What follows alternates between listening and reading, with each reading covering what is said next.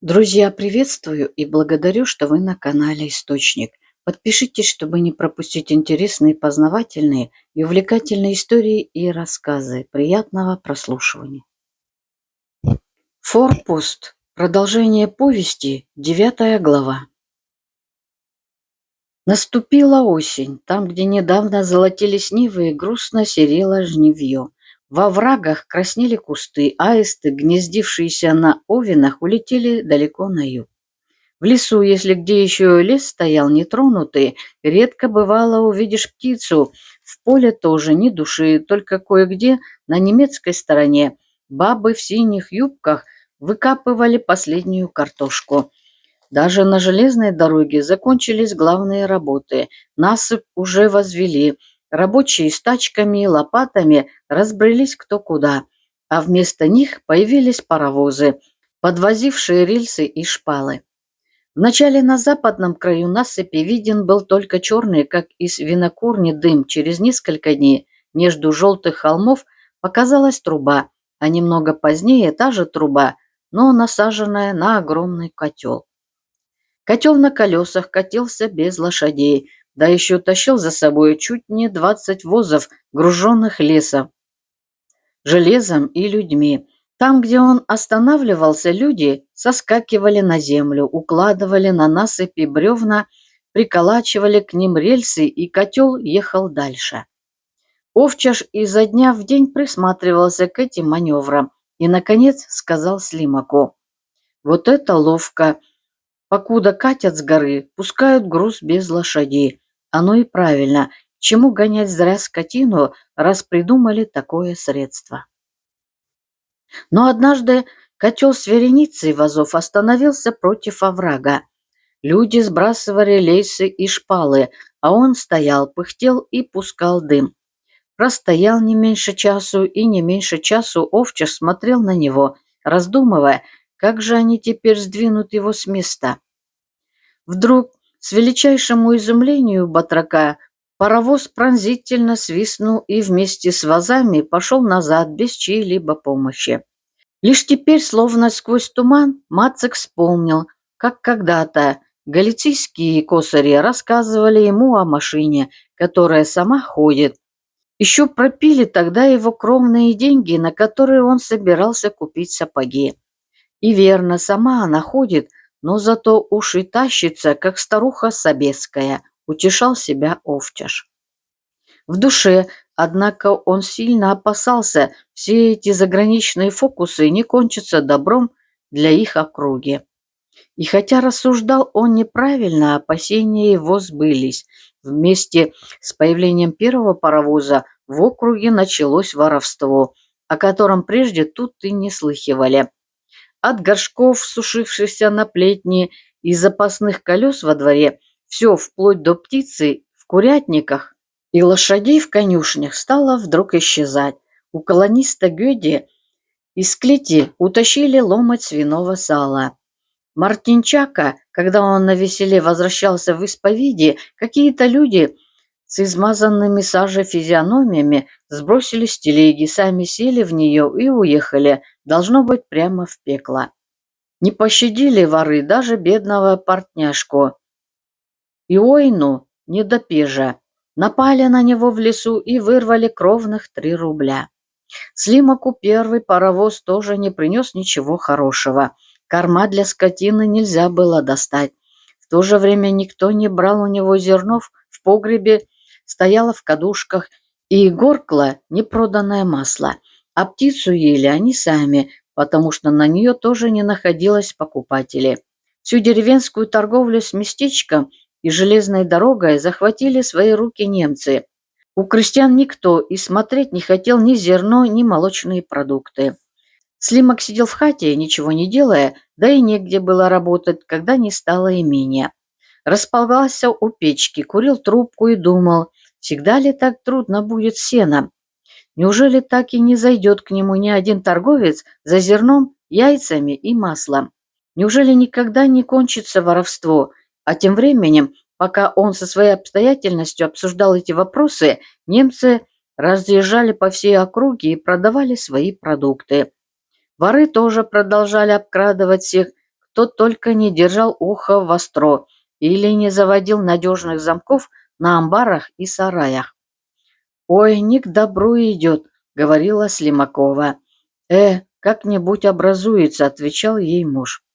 О бедном Стасике понемногу стали забывать, только изредка мать положит на стол лишнюю ложку к обеду и, опомнясь, утрет фартуком слезы. А то Магда, клича Ендрика, в попыхах назовет его Стасиком, или Борик вдруг начнет бегать по всему двору, как будто ищет кого-то, а не найдя, припадет мордой к земле и завоет. Но с каждым днем это случалось все реже. Ендрик сильнее всех ощущал смерть брата. Он не любил теперь сидеть дома, и если не было работы, шатался по полям. Иной раз забредет в колонию к старому учителю, и там из любопытства заглянет в книгу. Он и раньше знал многие буквы, так что учитель без труда обучил его остальным. А когда прошел всю азбуку, дочери учителя вздумалось научить его читать. И паренек, запинаясь, читал, подчас нарочно ошибаясь, чтобы она его поправила, или вдруг забыл буквы, чтобы она, склонившись над книжкой, коснулась его плечом. Когда Ендрик принес букварь домой и показал все, что он знает, Слимакова на радостях послала дочке учителя 2 кур и 3 десятка яиц, а Слимак, повстречав учителя, пообещал дать ему 5 рублей, если Ендрик будет читать молитвы, и прибавить еще 10, если мальчик научится писать. С наступлением осени Ендрик стал бывать в колонии ежедневно, а то и по несколько раз в день. Он и учил уроки или смотрел в окошко на дочку учителя, прислушиваясь к ее голосу, что немало сердило одного из батраков, племянника Хаммера. Раньше, когда жизнь шла спокойно, родители, вероятно, обратили бы внимание на частые отлучки Ендрика. Но сейчас они были поглощены другим. С каждым днем они все больше убеждались, что сена у них мало, а коров много. Никто не высказывал своих мыслей вслух, но все в доме только об этом и думали. Думала хозяйка, видя в подойнике все меньше и меньше молока. Думала Магда и, чуя недоброе, ласкала своих любимец. Думал и Овчаш, отрывая у своих лошадок охапку сена, чтобы подкинуть ее коровам. Но больше всего, должно быть, думал Слимак. Он подолгу простаивал возле закута и вздыхал. Так надвигалась беда среди общего молчания, которое ненароком нарушил сам Слимак. Однажды ночью он вдруг вскочил и уселся на постели. «Что ж ты, Юзик?» — спросила его жена.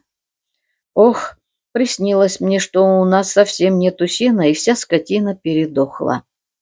Во имя Отца и Сына, типун тебе на язык.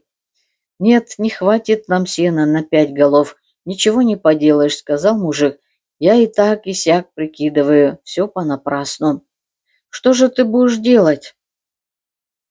«Кто его знает? А может, придется одну корову продать?» — докончил мужик. Слово было сказано. Дня через 2 Слимак, зайдя в корчму за водкой, намекнул Иосилю насчет коровы, и уже в понедельник к нему явились 2 мясника из местечка. Слимакова та и говорить с ним не захотела, а Магда расплакалась. Пришлось выйти во двор Слимаку.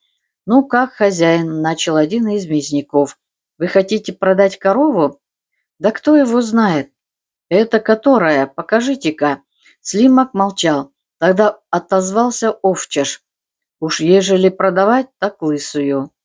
«Приведите ее», — настаивал мясник.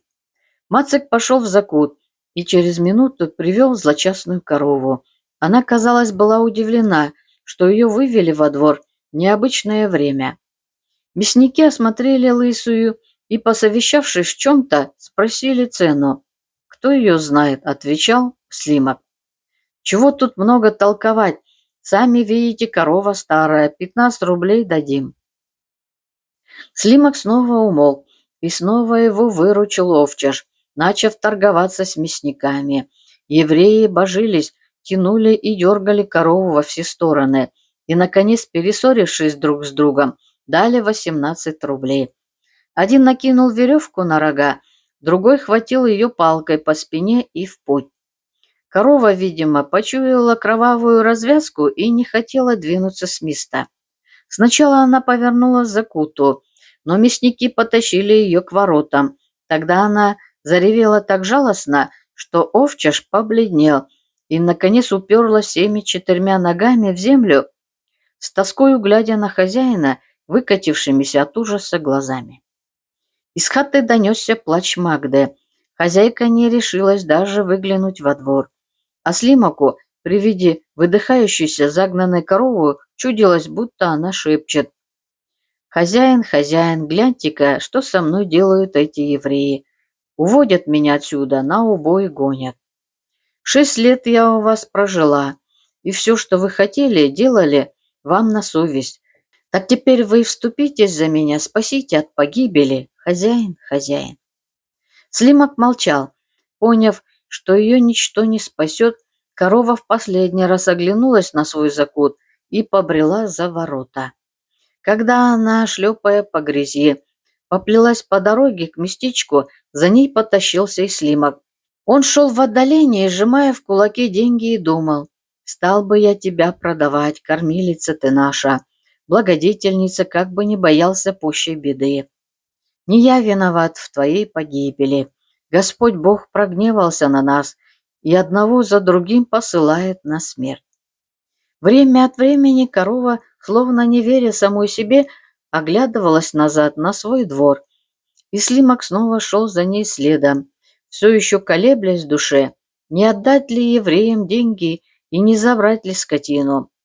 Он спас бы ее, даже доплатил бы, если бы в эту минуту кто-нибудь предложил ему сено на зиму. На мосту мужик остановился и, опершись на перила, тупо уставился на воду. Ох, неладно что-то у него на хуторе. Работы нет, хлеб никто не покупает, летом умер его сын, осенью погибает скотина, что-то принесет зима. И снова в голове у него промелькнуло: сейчас еще можно воротить беднягу, к вечеру уже будет поздно. Вдруг позади себя он услышал голос старика Хамера. «Вы не к нам идете, хозяин?» «Пошел бы я к вам», — сказал Слимак, — «как бы продали мне сено». «Тут сено не поможет», — проговорил старик, не вынимая трубки изо рта. «Все равно мужику не устоять против колонистов. Продайте мне свою землю, и вам будет лучше, и мне». «Не, по 100 рублей да за морг». Слимак руками развел от удивления и, покачав головой, сказал: «Да что вы, пан Хамер, бес вас, что ли, попутал? Мне и без того тошно, что по вашей милости. Пришлось скотину продать, а вы еще хотите, чтобы я все свое добро вам продал?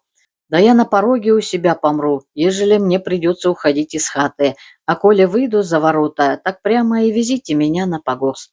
Для вас, немцев, перебираться с места на место ничего не стоит, такой уж вы бродяжный народ, нынче тут, завтра там. А мужик, он тут осел навек, как камень у дороги. Я здесь каждый уголок на память знаю, любым лазом в потьмах пройду, каждый комок землицы своей рукой потрогал, а вы говорите: продай да уходи на все 4 стороны, куда я пойду? Да я за костел заеду, и то, как слепой, тычусь, и боязно мне, что все вроде кругом чужое. Гляну на лес, не такой он, как дома, гляну на куст, такого я у нас не видел. Земля будто тоже другая, да и солнце у нас сходит и заходит по-иному. А что я буду делать с женой, да с парнишкой, если придется мне отсюда уходить? Что я отвечу, если заступят мне дорогу отец с матерью и скажут: побойся Бога, Юзик, где же мы тебя найдем, коли нас станут допекать на том свете? Дойдет ли твоя молитва до наших могил, когда ты заберешься Бог весть куда, на край света? Что я им скажу?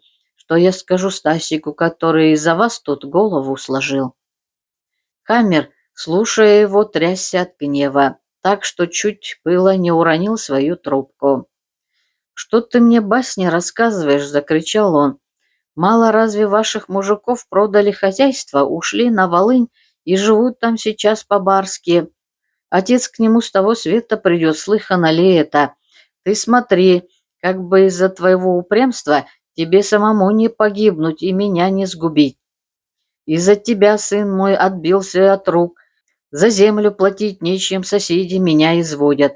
Ты что же думаешь, в твоей дурацкой горе клад зарыт?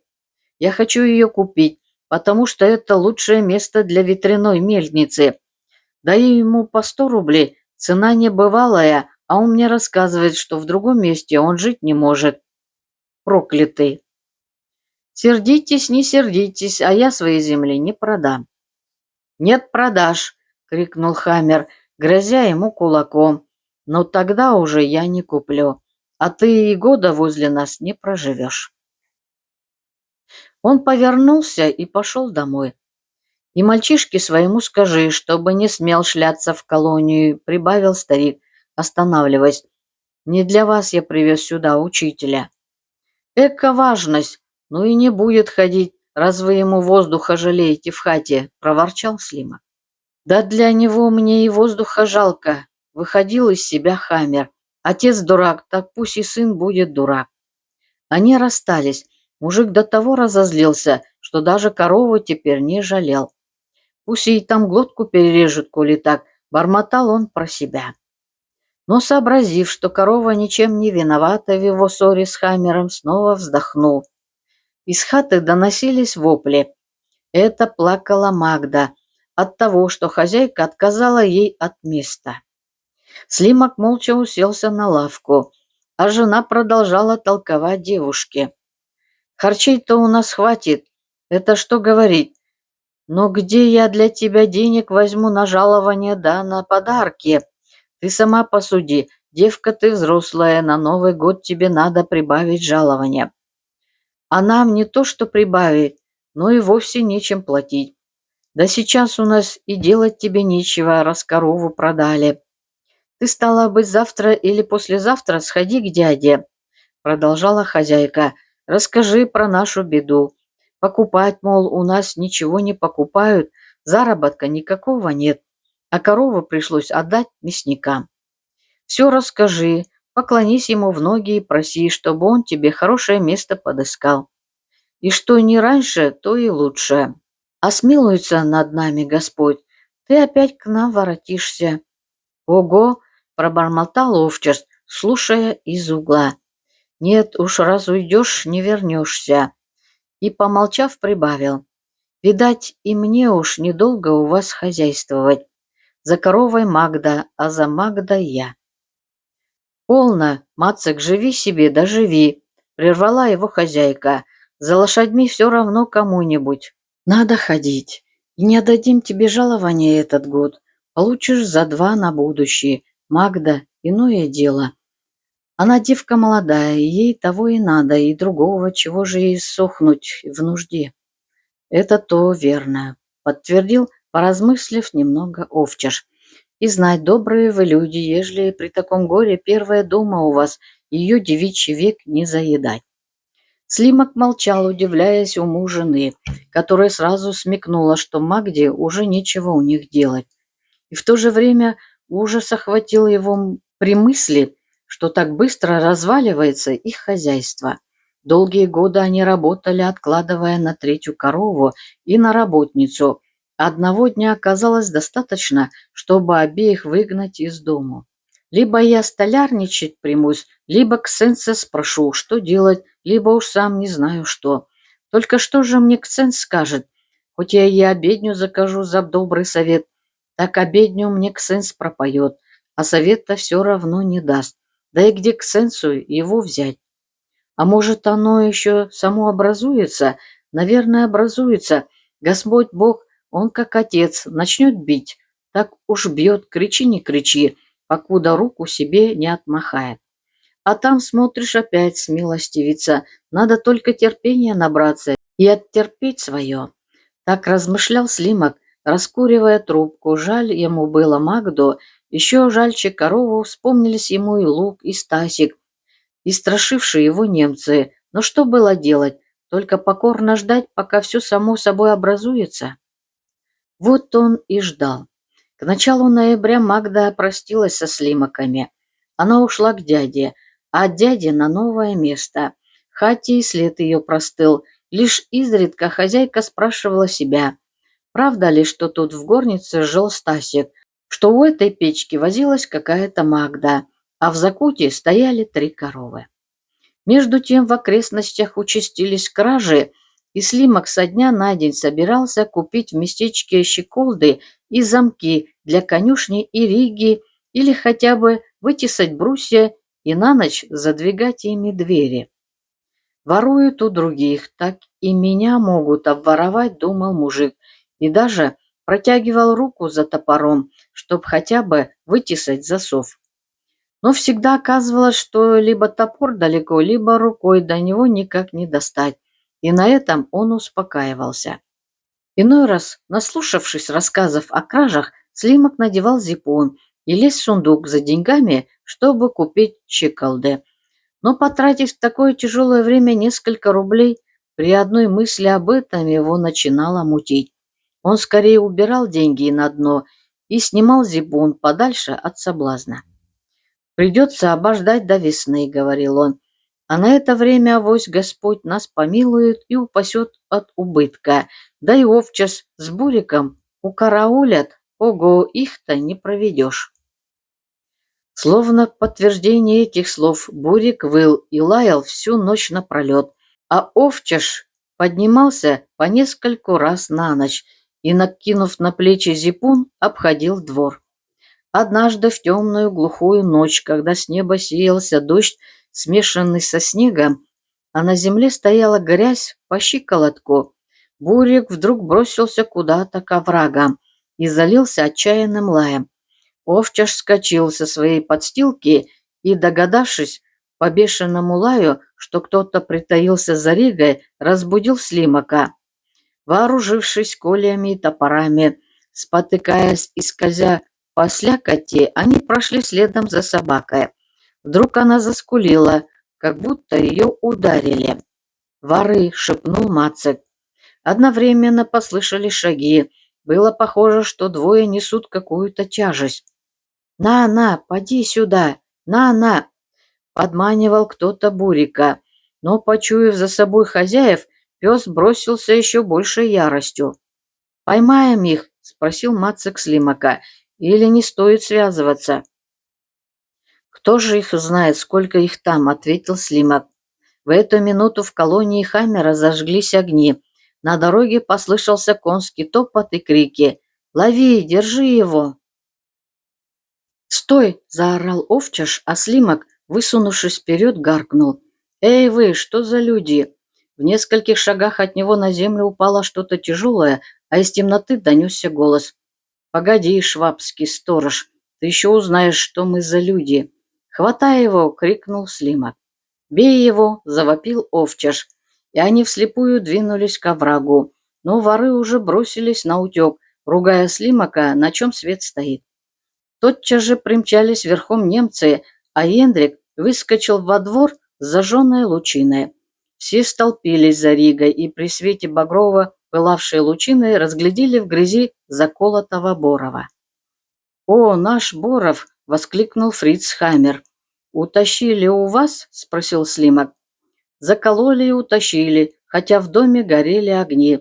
Смелые стервенцы», — заметил Овчаш. «А мы думали», — отозвался с лошади батрак Хаммера, «что это вы воруете», и захохотал. «Хорошо же вы нас благодарите за помощь». «А чтоб вам», — проворчал Слимак. «Пойдемте за ними», — взволнованно проговорил Фриц. «Может, еще кого-нибудь поймаем?» «Ну и ступайте», — сердито ответил Слимак. «Видали умников? У себя в хате говорят, что мы воруем, а здесь просят, чтобы мы за ним башку подставляли». «Я пойду с ними, тятя», — попросил Ендрик. «Сейчас же иди домой и бурика тащи за загривок», — крикнул отец. «Этакого Борова им спасли, из-за него воры нам грозятся, а они говорят, будто мы воруем». Фриц Хаммер успокаивал их, даже отругал сболтнувшего невпопад батрака, но мужики вернулись домой. Правда, вместо них подоспело несколько мужчин из колонии, но у Хаммера уже пропала охота гнаться за ворами, и немцы, захватив Борова, в потьмах по грязи вернулись к себе на ферму. Через несколько дней явился урядник, выслушал колонистов, допросил Слимака, навестил Иоселя, обшарил овраг со всех сторон, вспотел, измазался в грязи, но никого не нашел. Однако в результате этих поисков он пришел к совершенно правильному заключению, что воры давно удрали. А потому, приказав Слимаковой положить ему в бричку горшок масла и желтую с черными крапинками курочку, уехал домой. На некоторое время кражи прекратились, однако Слимак, помня угрозу воров, постоянно думал о том, что надо бы купить щеколды для амбара и риги, да вытесать засовы для конюшни. Он уже обсудил все подробности, но ждал, когда придет охота потратить деньги на замки и обтесать брусья. Оба эти дела он откладывал со дня на день, памятуя пословицу, что скоро, то не спора, и дожидаясь либо изобретения более усовершенствованных дверных запоров, либо наступления хорошей погоды. «Надо бы купить щеколды», — говорил он, — «да чего зря сапоги трепать по такой грязи». Между тем установилась зима. На холмы лег плотный покров толщиной в добрые поларшина. Бялку сковал лед, твердый, как кремень. Выбоины на дороге разгладились, ветви деревьев Господь Бог одел снеговые сорочки, а Слимак все еще размышлял о засовах и щеколдах. Закинув ноги на ногу, он курил трубку, так что в горнице дым стоял столбом. Или, усевшись за стол, облокочился то правой, то левой рукой и все думал. Однажды вечером, когда раздумья его близились к концу, в хату влетел Ендрик в сильном волнении. Мать возилась у печки и не обратила на него внимания. Но отец, несмотря на скудный свет, сразу заметил, что у Ендрика изорван зипун, растрепаны вихри и подбит глаз. Словно невзначай, он оглядел запыхавшегося мальчишку с одного и с другого боку, додумал до конца свою думу, вытряхнул пепел из трубки и, сплюнув, сказал: «Кажись, паренек, кто-то тебе по морде съездил, и, пожалуй, разика 3. Я ему больше надавал», — хмуро ответил Ендрик. Мать в эту минуту выходила в сени и не слышала их разговора. Отец же не торопился с допросом, потому что протыкал проволокой забитый чубук. Продув его хорошенько, он снова начал: «Кто же это тебя так угостил?» «Да этот прохвост Герман», — буркнул Ендрик, подводя лопатками, как будто его что-то укусало. «Тот, что у Хаммера живет?» — спросил отец. «Он самый. А ты что делал у Хаммера? Тебе ведь не велено было туда ходить». «Да так, в окошко к учителю заглянул», — ответил сильно покрасневший парень и поспешно прибавил. «А это чертово семя выскочил из кухни и давай орать. Ты что, говорит, подглядываешь в окна, ворюга?» «Что я у тебя украл?» — спрашиваю. «Пока месть, говорит, ничего, а наверняка украдешь. И как гаркнет: пошел вон отсюда, не то как дам тебе в зубы». А я говорю: попробуй. А он: ну вот и попробовал. А я ему: а ну попробуй еще. А он: вот тебе еще. «Прыткий шваб», — проворчал Слимак. «А ты ему ничего?» «А что мне было делать?» — скинулся Ендрик, взял полено и легонечко двинул его по башке. Разика 2, ну, может, и 3. А этот подлез в момент повалился на земь и пустил краску.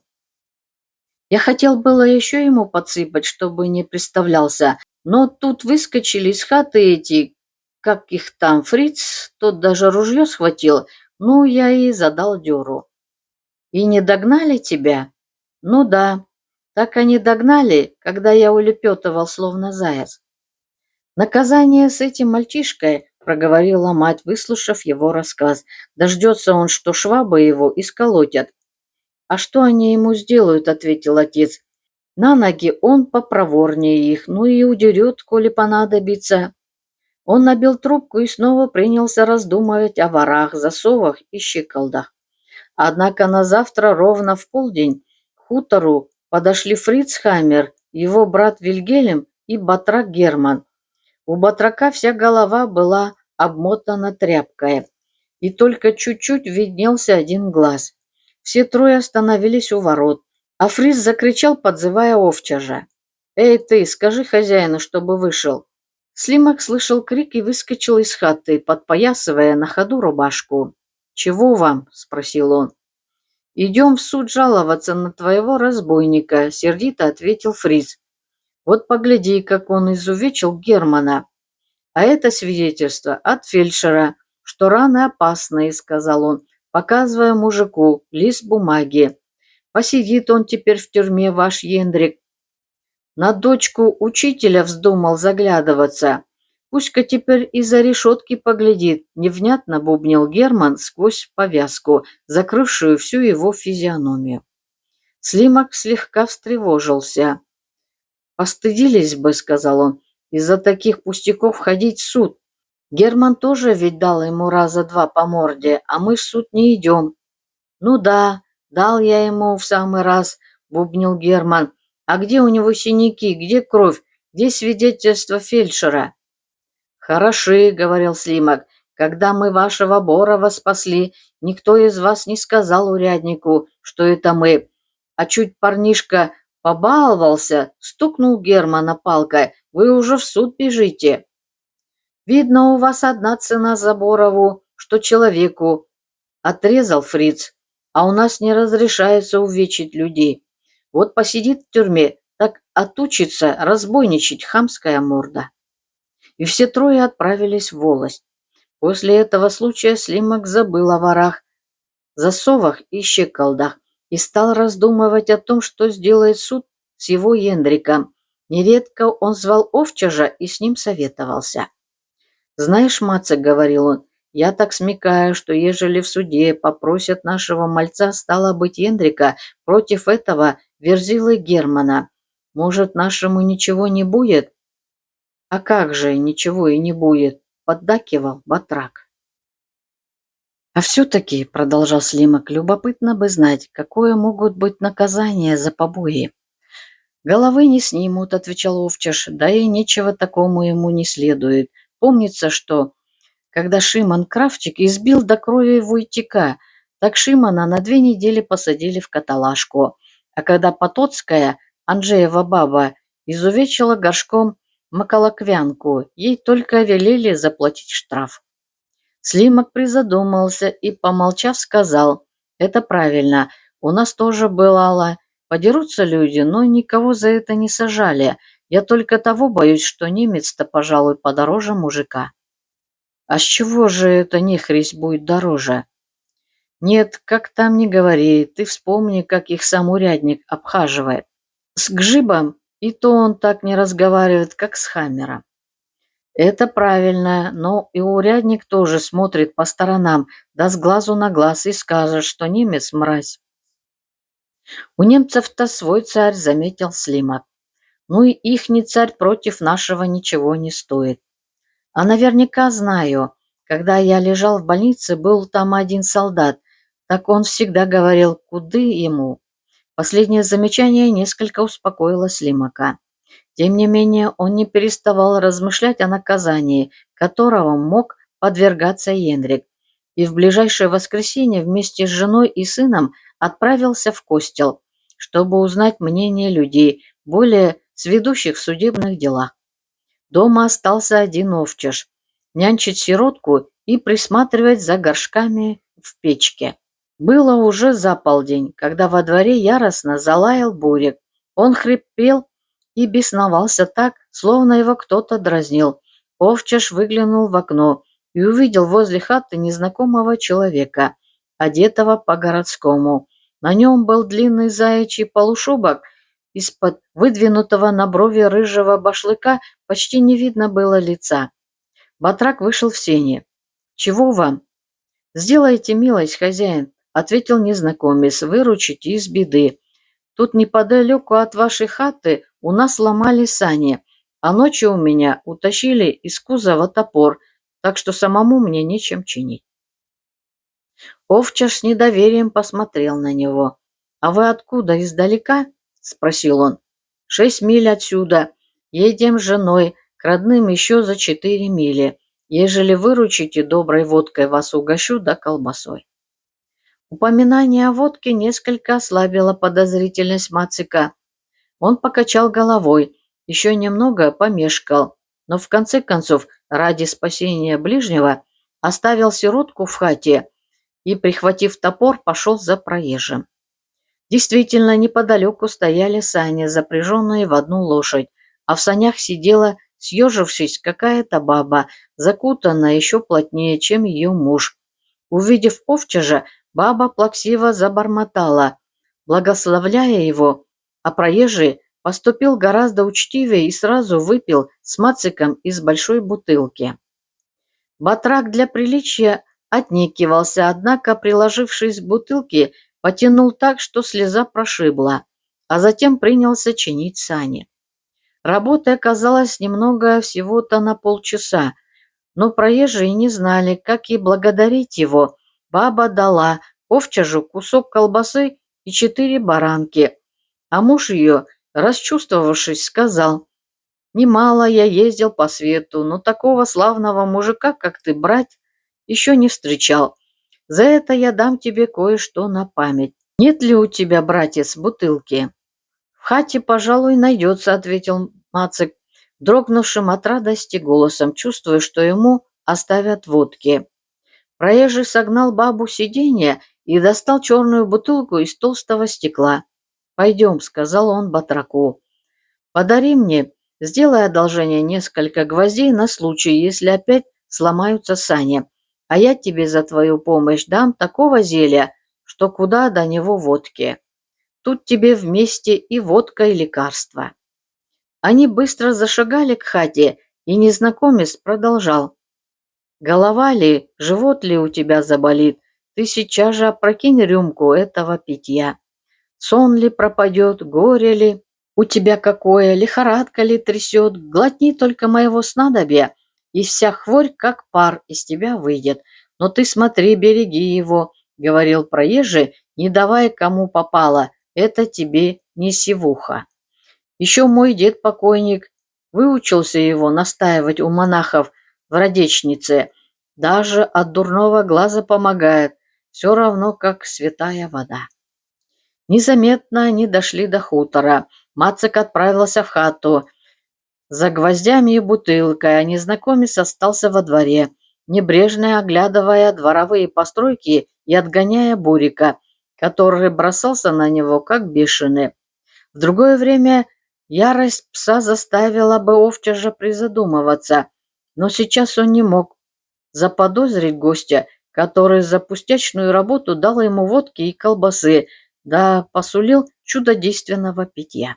Поэтому батрак вынес из хаты пузатую бутылку и, ухмыляясь, подал ее проезжему, а тот, не скупясь, отлил ему своего зелья, снова напомнив, чтобы он не подчевал кого попало, да и сам бы пил только в особых случаях. Наконец они распрощались.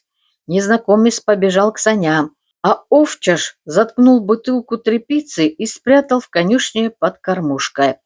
Его так и разбирала охота попробовать хоть каплю чудодейственного снадобья, но он пересилил себя, подумав, будто не случается человеку захворать.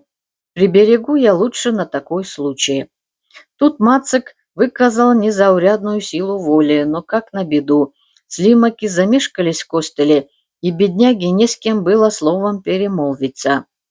Он пообедал, просидев за столом, дольше обычного убаюкивал сиротку, потом опять разбудил и принялся ей рассказывать про больницу, где ему починили сломанную ногу, и о проезжих путниках, которые так щедро его угостили. Но, несмотря на все старания отвлечься, из головы у него не выходило спрятанное под кормушкой снадобье монахов из Рядичницы. Куда бы он ни смотрел, везде ему мерещилась пузатая бутылка.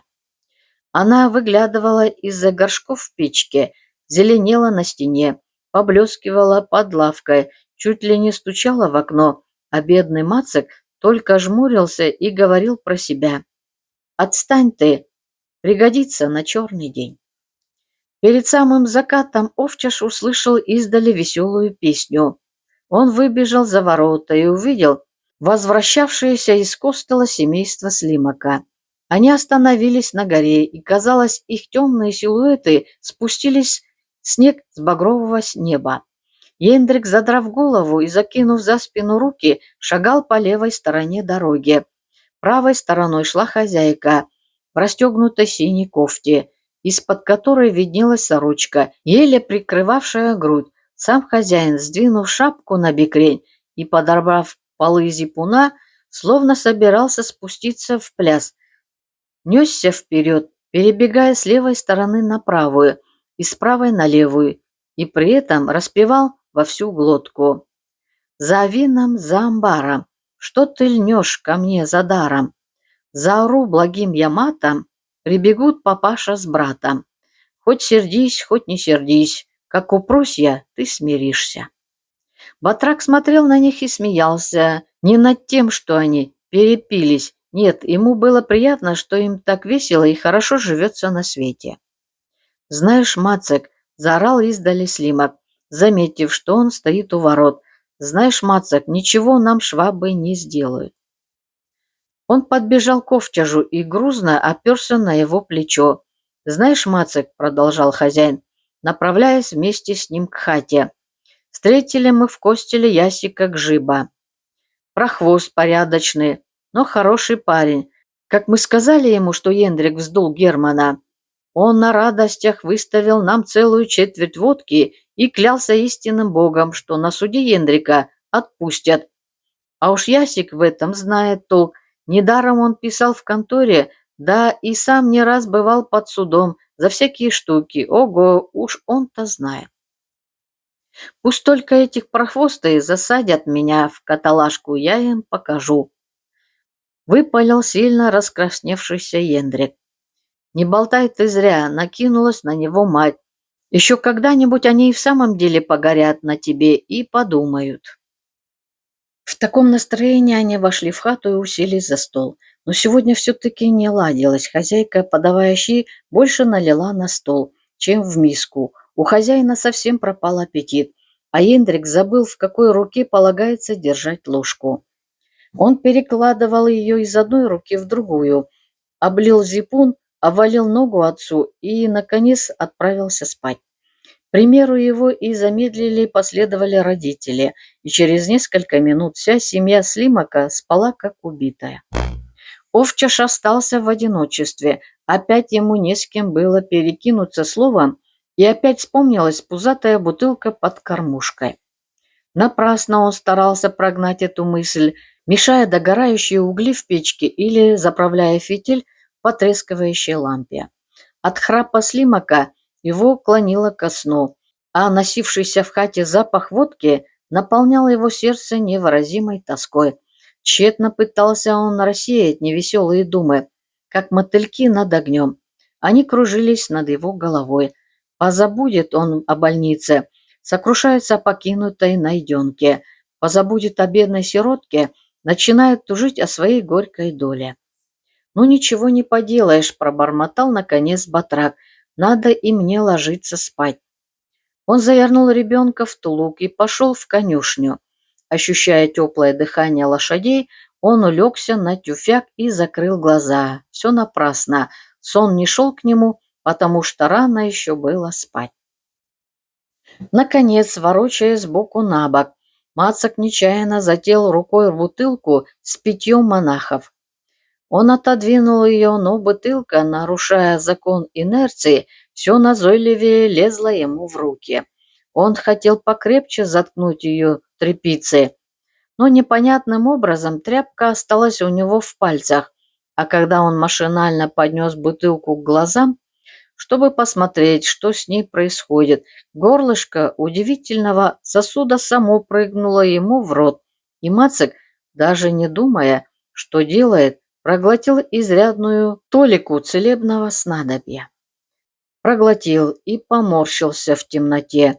Питье оказалось не только крепким, но и тошнотворным. Не дать, не взять лекарства. На что польстился, подумал Овчаш, и, закупорив бутылку, сунул ее поглубже под кормушку. В то же время он решил в будущем быть воздержаннее и без надобности не употреблять этого зелья, отнюдь не отличающего приятным вкуса. Он прочитал молитву, и ему стало теплее и спокойнее. Вспомнилось ему возвращение Слимака из Костела. Странное дело, они как живые встали у него перед глазами. Ендрик вдруг куда-то исчез. В эту минуту Овчаш не был уверен, существует ли вообще на свете какой-то Ендрик. Слимак отправился спать, но куда-то далеко-далеко, и с ним осталась только хозяйка в синей расстегнутой кофте, из-под которой виднелись нитки бус, спустившаяся сорочка и белая грудь. Овчаш закрыл глаза и даже придавил их пальцами, чтобы не глядеть. Но он все-таки видел Слимакову, и она улыбалась, так странно улыбалась. Он открыл голову тулупом напрасно. Женщина все стоит и смотрит на него так, что у него огонь пробегает по всему телу. Сердце бурно колотится, а в жилах, словно вар, кипит кровь. Мацек повернулся к стене, и вдруг, о страшная минута, почувствовал, что кто-то стоит подле него и шепчет: «Подвинься». Он подвинулся так, что дальше уже было некуда, и опять услышал тот же голос: «Ну, подвинься».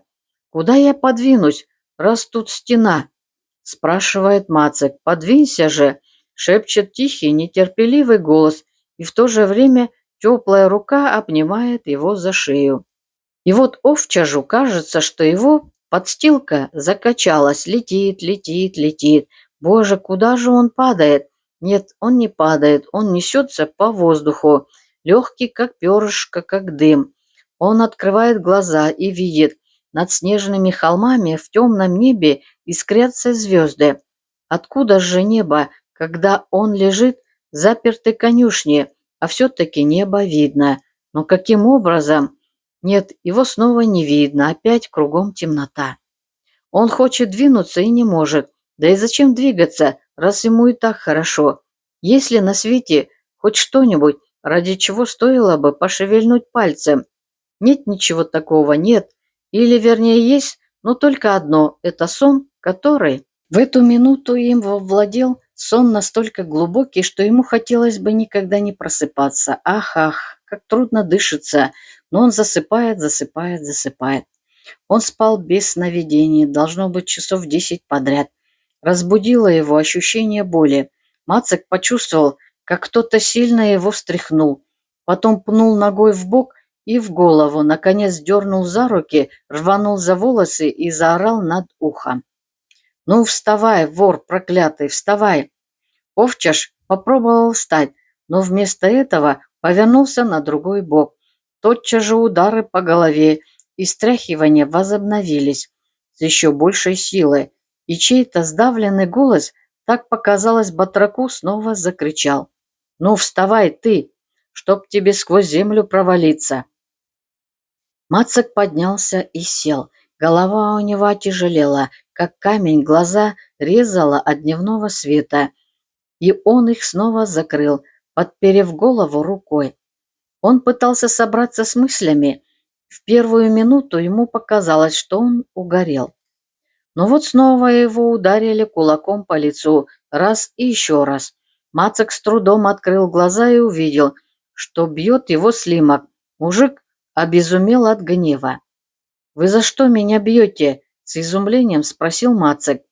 «Где лошади, вор проклятый?» — ревел Слимак. «Лошади?» — пробормотал Мацек. Он пополз на четвереньках на своей подстилке, вылез во двор и опять повторил: «Лошади, какие лошади?» И вдруг его вырвало. После этого он немного пришел в себя и заглянул в конюшню, как будто там чего-то не хватало. Мацек потер лоб, стараясь разбудить ленивую мысль, и снова глянул.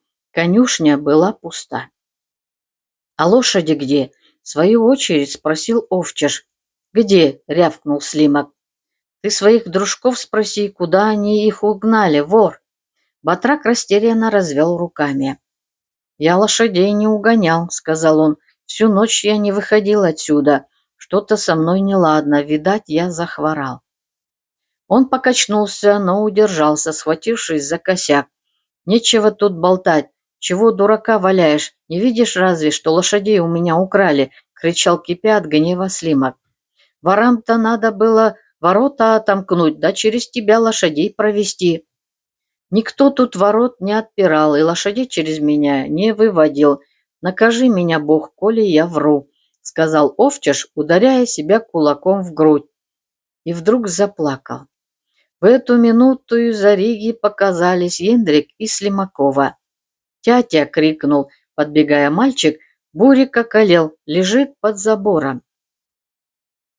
«Воры его отравили!» — прибавила мать. Видно, пена у него шла, так и замерзла на морде. Овчаш, едва стоявший на ногах, опустился на порог. «Да и с этим что-то сделалось», — сказал Слимак, — «совсем ополоумел. На силу его добудился, да еще хворь к нему привязалась». «Ну и пусть себе подыхает», — крикнула Слимакова, грозя кулаком. «Спал в конюшне и дал лошадей украсть, чтоб ему ни дня, ни покрышки, когда околеет». Ендрик нагнулся за камнем, чтобы швырнуть Вовчажа, но родители удержали его. Присмотревшись получше, они заметили, что батрак изменился до неузнаваемости. Лицо у него посерело, губы стали бледными, как у покойника, глаза ввалились. «Может, и его отравили?» — шепнула хозяйка. Слимак пожал плечами, не зная, что отвечать. Затем стал допрашивать батрака, не был ли кто вчера у них в отсутствии и не угощал ли его кто. Медленно, с усилием, но ничего не тая, Мацик рассказал о проезжем, которому починил сани, и о снадобье монахов из Радечницы. Схлипывая, он добавил: «Видать, дали мне какого-то поганого зелья, чтобы лошадей увести». Но Слимак не только не пожалел его, а снова впал в бешенство. «А ты взял у него и выпил!» — кричал он. «И не пришло тебе в голову мне рассказать, когда мы вернулись из Костела, а?» «Как тут было рассказывать?» — ответил Мацик, — «когда вы сами малость угостились». «А тебе-то что?» — заорал Слимак. «Твое собачье дело не подглядывать, пьян я или не пьян. А когда я напился, смотреть в оба, чтобы ничего-нибудь не утащили. А ты такой же вор, как и они, еще хуже их. Ты меня подвел за то, что я пустил тебя в дом, когда ты с голоду подыхал». «Ох, не говорите так!» — простонал Овчаш. Он сполз с порога и повалился в ноги Слимаку. «За вами осталось, — схлипывал он, — мое жалование. Да еще тулуп у меня есть, хоть худой, а все-таки. Ну и зипун да сундучок. Все заберите себе, только не говорите, что я вас подвел. Пес-то был не вернее меня, а и его отравили». Но Слимак в остервенении оттолкнул его. «Что ты мне голову дуришь?» — яростно закричал он. «Сундук мне свой отдает до жалования, а лошади стоили не меньше, как 80 рублей. За целый год я не скопил столько, чтобы лошадей купить. 80 рублей, о Иисусе!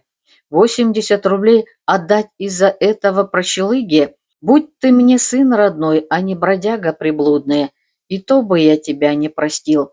Оба мальца, хоть они мои дети, того мне не стоили». Гнев его разослал. Дрожа от бешенства и сжимая кулаки, он вопил: «Да мне чего беспокоиться? Ты виноват, что пропали лошади, ты их и находи. А нет, я в суд на тебя подам за воровство.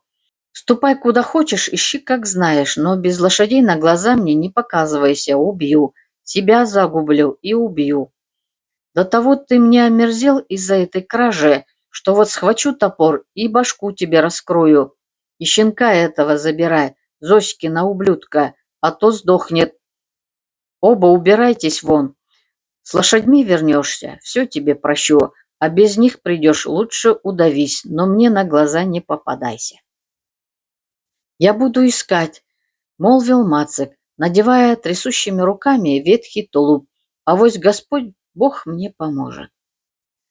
«Черта спроси, чтобы он тебе помог, раз через твою подлость я теперь разозлился», — пробормотал Слимак, повернулся и ушел. «А сундук ты оставь», — сказал Ендрик. «Так-то он нам отплатил за нашу доброту», — прибавила хозяйка, вытирая фартуком слезы. Все трое пошли в хату, и хоть кто-нибудь за него ласково поглядел, а ведь он, может быть, уходил навсегда. Мацик остался один и неторопливо собирался в путь. Он надел на сиротку свой жилет, а потом завернул ее в лоскут от зипуна, а поверх укутал рядно. Затем подпоясался кушаком и разыскал во дворе толстую палку. У него разламывались от боли голова, а ослабел он, как после тяжелой болезни. Но он уже мог думать и понимал, что произошло. Мацак не обиделся на Слимака за то, что тот избил его и выгнал из дому. Правду сказать, хозяин был прав. Не смущало его и то, что с этой минуты он лишается крова. У таких, как он, крова никогда не бывает. Не тревожило Мацика даже будущее, ни его собственное, ни Сироткина. Что ж, мир велик, а Господь Бог везде. Его мучило другое. Жаль было украденных лошадей. Для Слимака лошади были просто рабочей силой, а для Овчажа это были друзья и братья. Кто во всем свете скучал по нем, кто, как не Войтек и Гнедой, с радостью его встречал, когда он ходил в конюшню, и прощался с ним, когда он уходил. Сколько лет они прожили вместе, вместе терпели нужду, помогали друг другу, скрашивали его одиночество. И вот не стало этих друзей, кто-то украл их, угнал на голод, на муку, и он, Овчаш, это допустил. Мацику показалось, что он слышит их ржание. Смекнули бедняги, что с ними случилось, и зовут его на помощь. «Иду, иду», — бормотал батрак. Он взял ребенка на руки и, опираясь на палку, заковылял со двора. Мацик даже не оглянулся в воротах, наглядится еще, когда вернется с лошадьми. За Ригой, вытянувшись, лежал Бурик, но Овчажу было не до него. Он заметил следы лошадей, отпечатанные на снегу, как на воске. Вот большое копыто Гнедова, а вот сломанная Войтека. Там, подальше, воры сели верхом и поехали шагом. До чего же осмелели, ничего не боятся. Все равно Овчаж вас отыщет, пусть он слаб и хром. Но теперь в нем проснулось мужицкое упорство. Хоть бы вы убежали на край света, он пойдет и на край света. Хоть бы вы укрылись под землей, он руками разроет землю. Хоть бы вы улетели на небо, он и на небо попадет, и до тех пор будет молча стоять у небесных врат. До тех пор будет своим смирением докучать святым, пока они не разбегутся по небу и не приведут ему лошадей. С поля следы свернули на дорогу, ведущую к Костелу, но не исчезли. Мацик отлично их видел и читал по ним всю историю этого путешествия. Вот тут Гнедой споткнулся, а тут Войтек в испуге шарахнулся в сторону. А вон там вор слез с Гнедова и поправил на нем уздечку. Ну и важные господа эти воры. Уж и воровать ходят в новых сапогах. Шляхтич и тот бы не постыдился выехать в таких на охоту. Неподалеку от Костела Мацик увидел, что воры свернули с большой дороги. Это бы еще полбеды, но они разъехались в разные стороны. Тот, что ехал на Гнедом, взял вправо, а тот, что на Войтеке, влево. Овчаш с минуту подумал и пошел налево. Может быть, потому что следы Войтека были заметнее, а может быть, и от того, что он больше любил эту лошадь.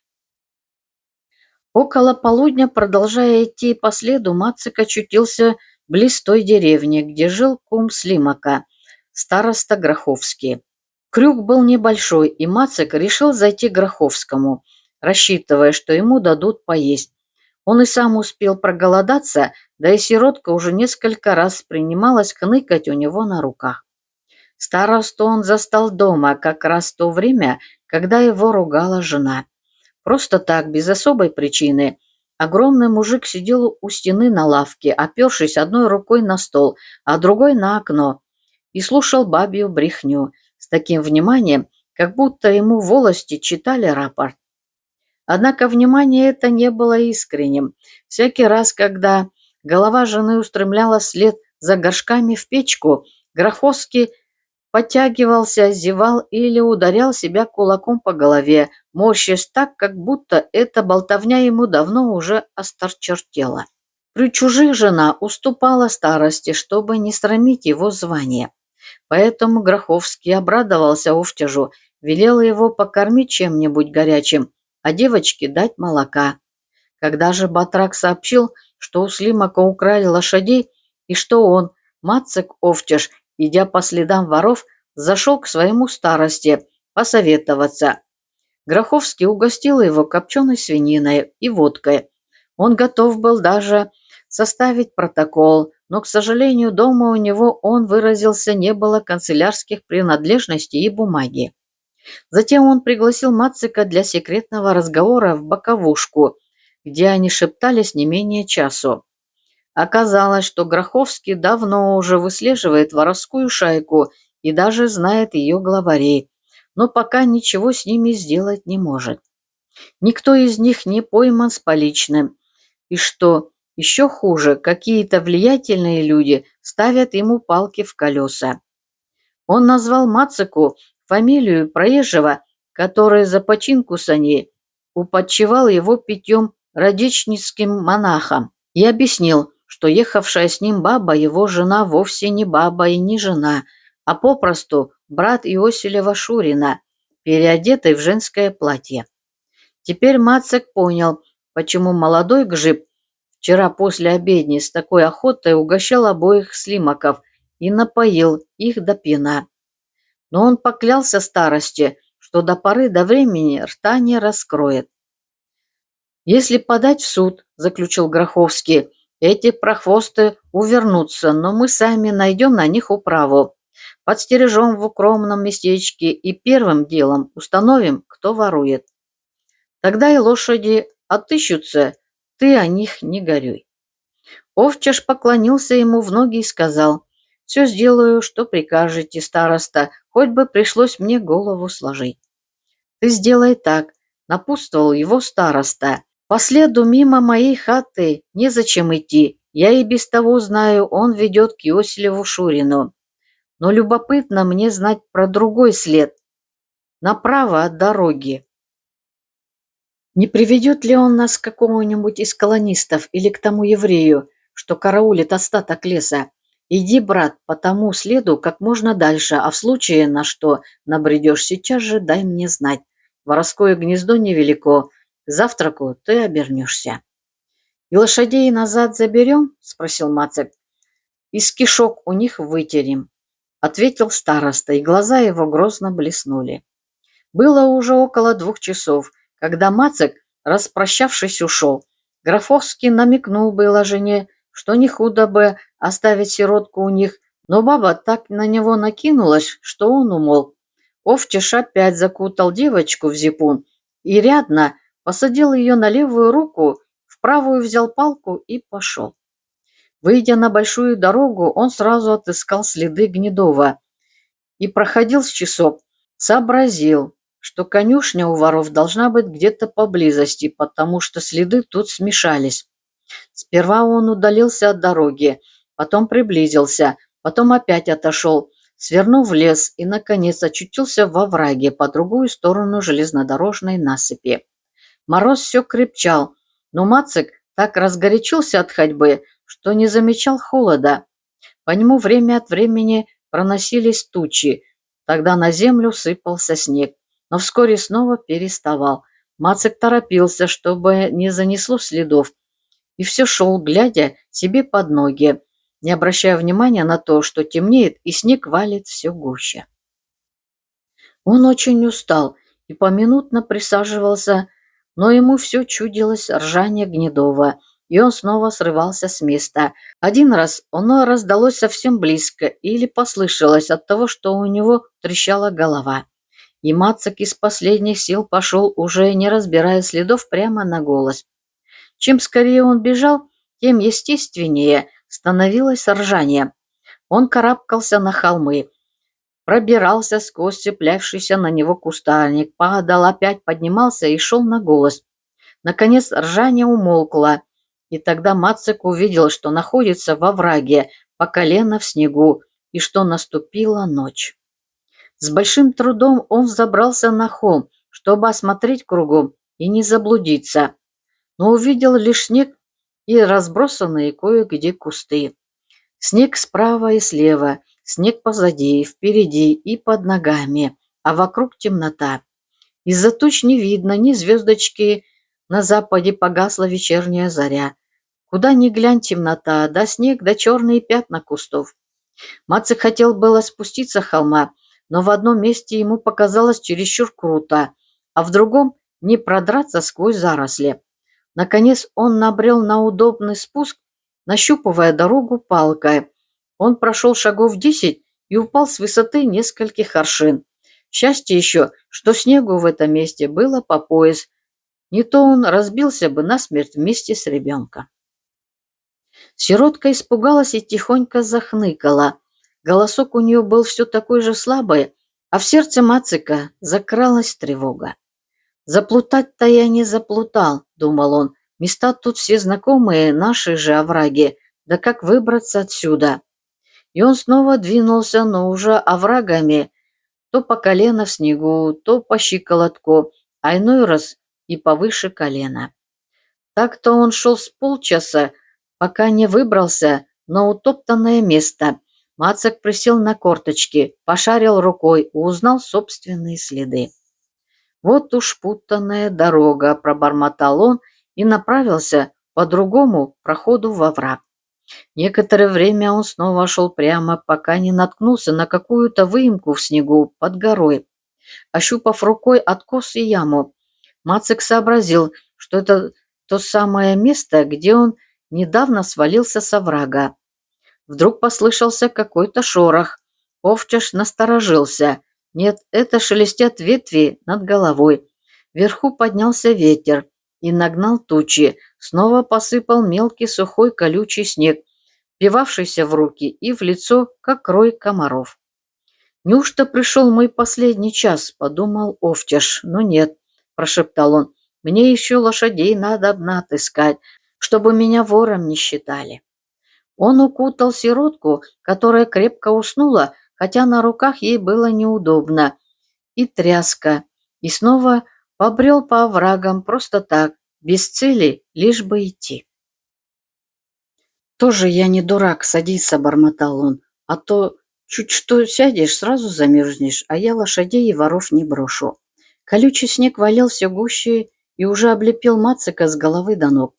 Слушая завывание ветра на вершинах холмов, Овчаш радовался, что вьюга не застигла его в поле, здесь во врагах все-таки было теплее. «Да тут и вовсе тепло, а садиться я не стану, так и прохожу до утра, не то, пожалуй, замерзну». Еще задолго до полуночи ноги совсем отказались повиноваться Мацику. Он уже был не в силах вытаскивать их из снега. Мацик остановился и стал топтаться на месте. Но скоро и это его утомило. Тогда он добрался до какого-то обрыва и прислонился спиной к глинистому откосу. Это место показалось ему превосходным. Оно слегка возвышалось над оврагом, и главное, в нем было небольшое углубление, как раз человеческий рост. Со всех сторон его окружали кусты, так что снег тут не очень донимал. Вдобавок к прочим достоинствам оступившись, Мацик неожиданно обнаружил большой камень высотой с табуретку, лежавший в выемке с правой стороны. «Ну, засиживаться я не стану», — говорил Мацик, — «не то еще замерзну. А присесть можно, спать, конечно, на морозе не годится, и лежать то же самое», — прибавил он про себя, — «но посидеть можно».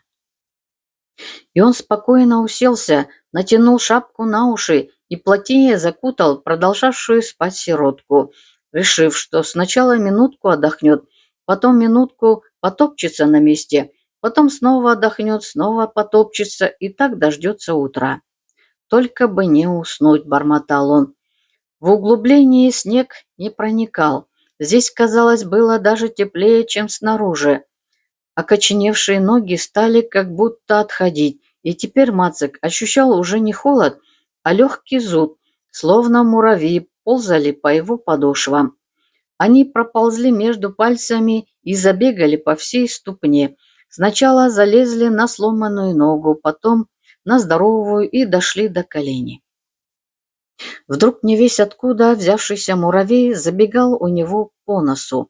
Мацик хотел его встряхнуть, но тогда целый рой накинулся на ту руку, где спала сиротка, а потом и на другую.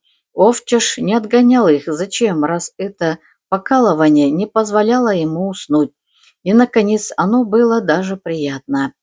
Он усмехнулся, когда, проказливая, насекомое добралось до пояса и даже не задумался над тем, что откуда вдруг взялись эти муравьи.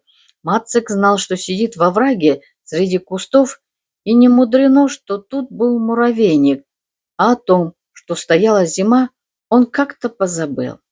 Только бы не уснуть», — повторял он. Наконец ему пришла в голову другая мысль. А почему бы не уснуть? Уже ночь, он в конюшне. Ну да, в конюшне.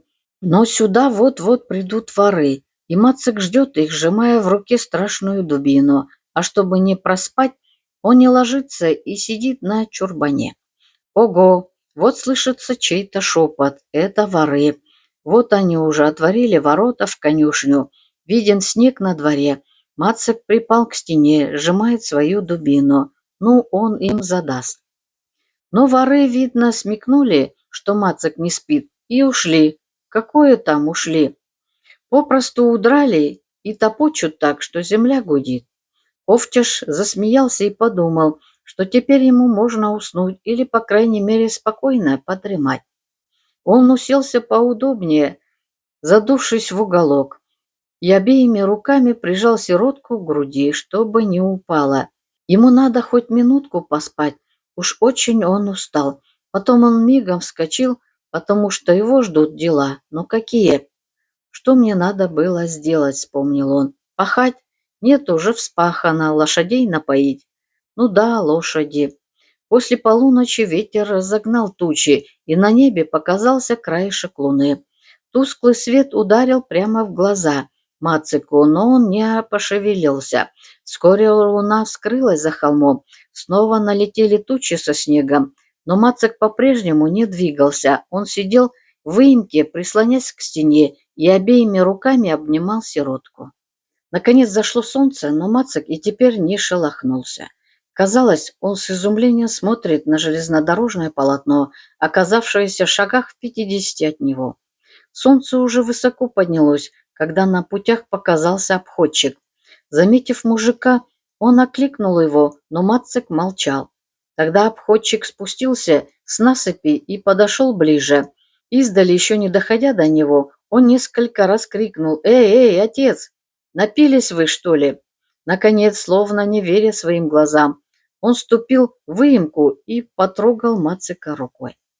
Лицо мужика затвердело, словно восковое, и словно восковое затвердело личико ребенка. Иней запорошил ресницы мужика, а на губах ребенка блестела замерзшая слюна. У обходчика руки опустились. Он хотел крикнуть, но, вспомнив, что кругом нет ни души, повернулся и побежал назад. Тут же за холмом он увидел славшиеся по небу веселые дымки той деревни, где находилось волостное правление. Обходчик поспешил туда. Несколько часов спустя он приехал в санях со старостой и стражником, чтобы убрать тело. Но на морозе Мацик закостенел, и теперь невозможно было разжать ему руки и разогнуть ноги. Так его и перенесли в сани в сидячем положении. Так и везли его дорогой, так и подъехал он к волосному правлению, прижав к груди ребенка с откинутой на задок саней головой и лицом, обращенным к небу. Словно покончив расчеты с людьми, он хотел поведать Богу свои обиды и горести.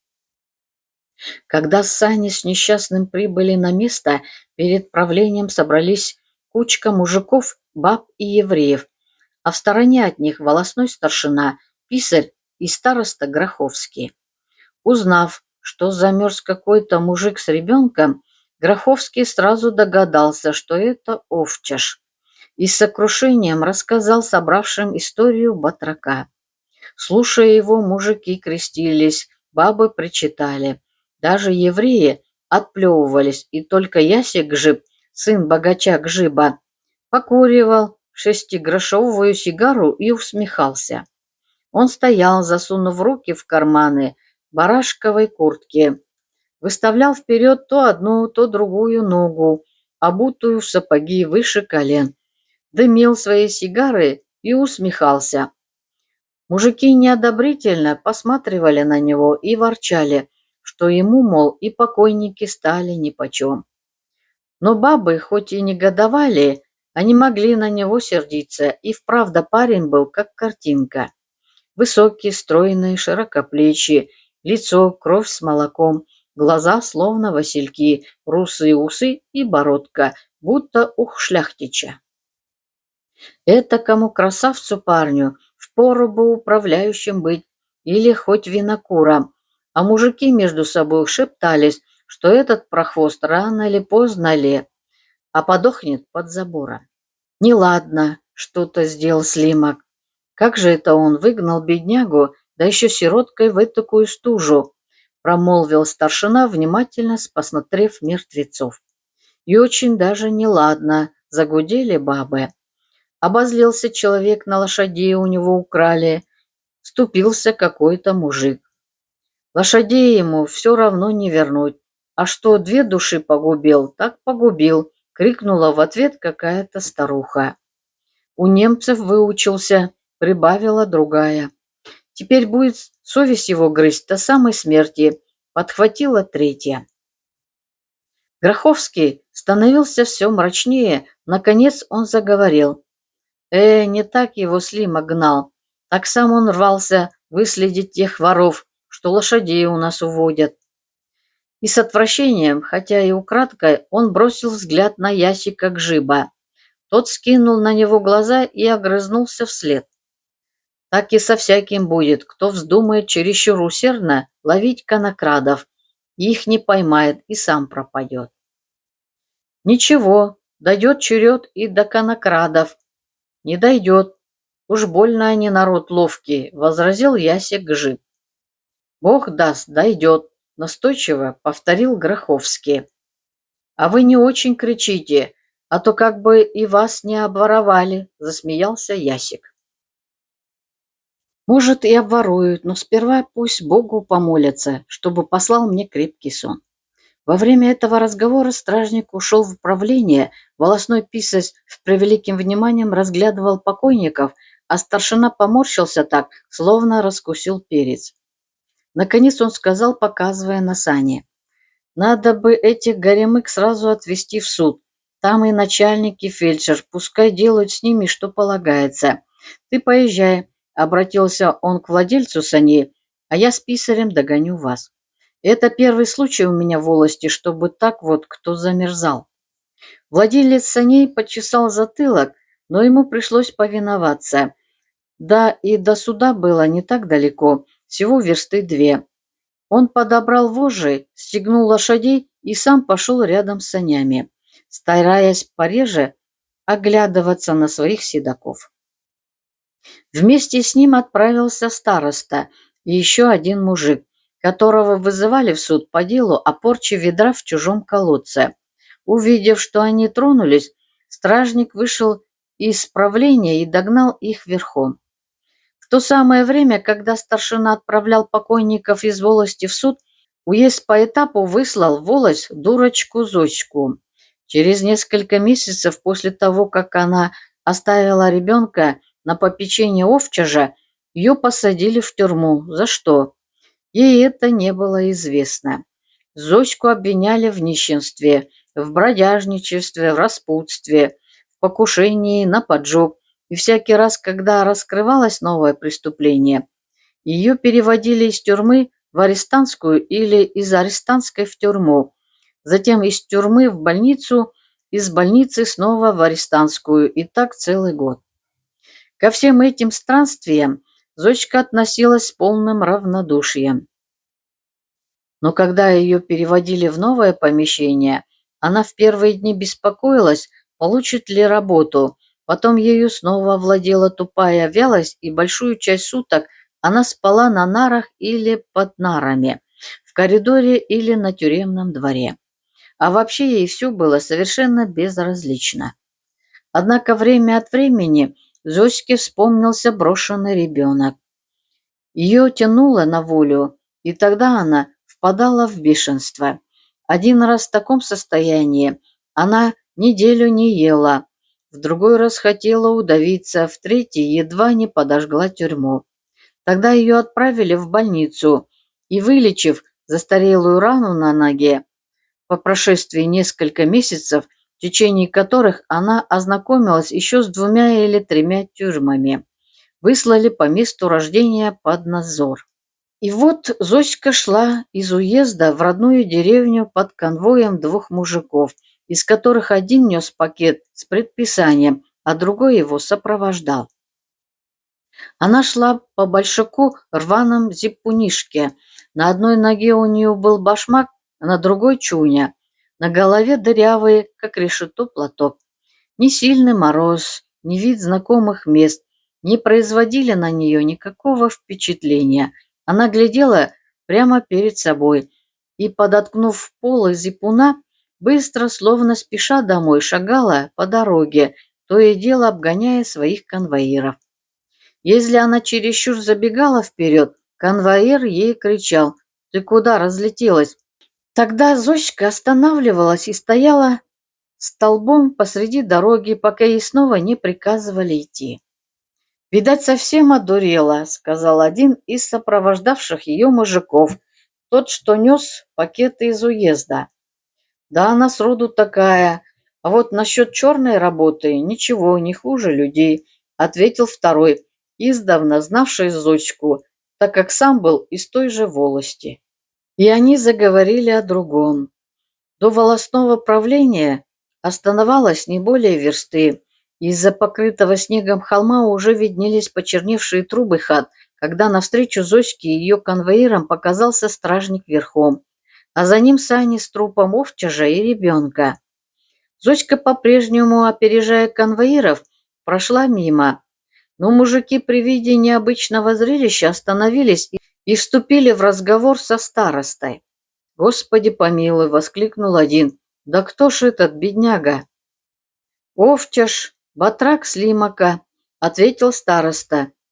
«Зоська!» — окликнул он арестантку. «А ведь это твоя дочка с овчажем». Зоська подошла к саням, но сначала равнодушно смотрела на трупы, однако постепенно взгляд ее становился разумнее. «Что это на них нашло?» — спросила она. «Замерзли». «С чего же они замерзли?» Слимак прогнал их из дому. «Слимак? Слимак прогнал их из дому?» Бессмысленно повторяла она, шевеля пальцами. «А верно. Овчаш это. А это, видать, моя дочка, моя. Только чуть подросла с тех пор. Да где это слыхано, чтобы малое дитя заморозить? Ну и то сказать, ей на роду был писан худой конец. А ведь как Бог свят, моя эта дочка, гляньте, моя дочка, а ее убили».